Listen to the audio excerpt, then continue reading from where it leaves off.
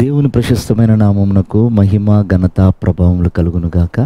వీక్షిస్తున్న మీ అందరికీ ప్రభువైన యేసుక్రీస్తు నామములో శుభాభివందనాలు తెలియజేస్తున్నాను. ఈరోజు మన దేవుని వాగ్దానం ద్వితీయోపదేశకాండము 30వ అధ్యాయము 10వ వచనం. నీకు మేలు కలుగునట్లు నిన్ను వర్ధిల్ల చేయుదును. ప్రియమైనటువంటి దేవుని బిడ్డలారా, దేవుడు ఎల్లప్పుడూ మన మేలు కోరే దేవుడు. ఆయన కీడు చేసేవాడు కాదు. అయితే మనము మేలులతో తృప్తిపరచబడి వర్ధిల్లాలి అనంటే ఆ బైబిల్ సెలవిస్తున్నమాట, కీడు వెనక మేలు దాచిపెట్టాడని. అంటే మొదట మనల్ని దేవుడు కీడులో నడిపిస్తాడు, శ్రమల్లో నడిపిస్తాడు, ఇబ్బందుల కొలిమిలో నడిపిస్తాడు, అవమానాల బాటలో నడిపిస్తాడు, సమస్తము తొలగించి రిక్తునిగా మార్చి నడిపిస్తాడు.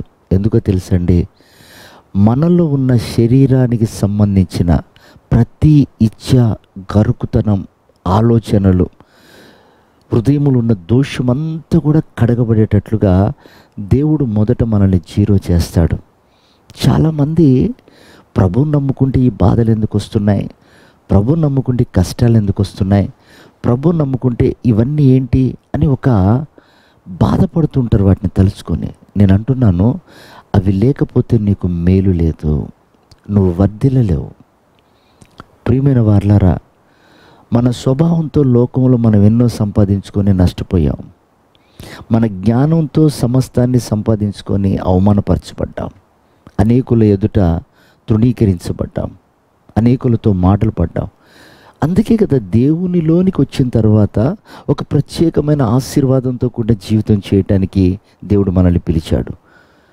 కనుక మనకొస్తున్న కీడును బట్టి, మనకొస్తున్న అవమానాలను బట్టి మనం భయపడకూడదు. దాని వెనుక దేవుడు ఒక మేలును దాచిపెట్టాడు. బైబిల్ సెలవిస్తుంది, ఈ 40 సంవత్సరాలు ఈ అరణ్యంలో నడిపేటప్పుడు భయంకరమైనటువంటి సర్పముల మధ్యలో, తేళ్ల మధ్యలో దేవుడు నడిపాడట. ఆయన అంటాడు, ఇలాంటి పరిస్థితుల్లో నేను ఎందుకు నడిపిస్తున్నానంటే తుదకది మీకు మేలు కలగటానికి అన్నాడు.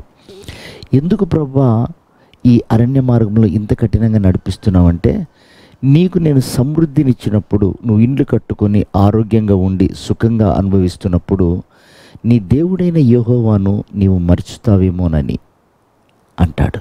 నిజమే, చాలామంది దీవించబడ్డ తర్వాత దేవుణ్ణి మర్చిపోయి మరలా భూ సంబంధమైన ఆలోచనలతో జీవిస్తూ క్రీస్తును కలిగినట్లుగా జీవిస్తున్నారు. అది దీవెన కాదు, వారికి అదొక శాపం. నెమ్మది లేనితనం, గొడవలతో నిండుకున్న కుటుంబాలు, అసమాధానాలతో జీవిస్తున్నటువంటి కుటుంబాలు. ప్రియ దేవుని పిల్లలారా, యాకోబు జీవితంలో అదే జరిగింది. క్రీస్తు ఉన్నాడు కదా అనుకున్నాడు, తాను ఆశించినట్లుగా బ్రతికాడు, నెమ్మది లేదు. అప్పుడు అంటున్నాడు తర్వాత, ఆశీర్వదించు ప్రభువా అని. కనుక ప్రియమైనటువంటి దేవుని సంగమా, దేవుడు మనల్ని ఆశీర్వాదాలకు వారసులకు పిలిచాడు. కనుక మనకు మేలు కలుగునట్లు మన జీవితంలో ఎదురైతున్న కీడును కూడా మనం ఆస్వాదించగలిగితే, అనుభవించగలిగితే ఆ గొప్ప మేలుతో మనం వృద్ధిపరచబడతాం. అలాంటి కృప దేవుడు మనందరికి అనుగ్రహించి ఆయన రాకడకు సిద్ధపరచునుగాక. ఆమేన్.